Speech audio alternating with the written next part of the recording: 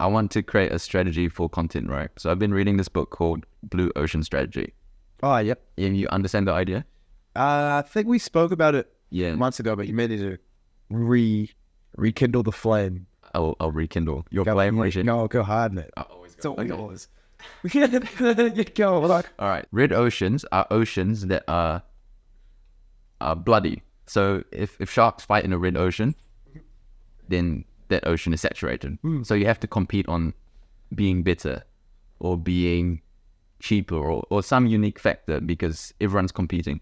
Blue ocean is you kind of steal an aspect of something else and you bring it to the current market. So then you're no longer competing with everyone in the red ocean. You're competing in a completely blue ocean and you can charge preferably higher prices and you're unique. You're no longer competing. Yeah, so it's like separating yourself from all the competitors. Yeah. So for you, content maybe, you have a few different skill sets which are unique, right? You're bodybuilding, you're a med student now, you got philosophical ideas, right? And those unique combinations of traits is rare to find in an individual, especially someone so young.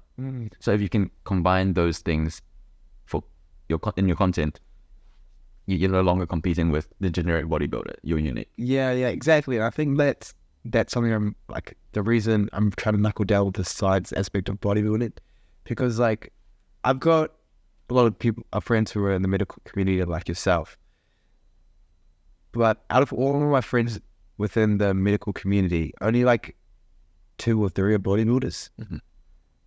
And so it's a rarity, you know. Like there's not many of us within the medical arena. Even as practicing doctors, there's very few that are bodybuilders as well. So I definitely want to be the bridge and use that as an opportunity to like go further within that field. Yeah.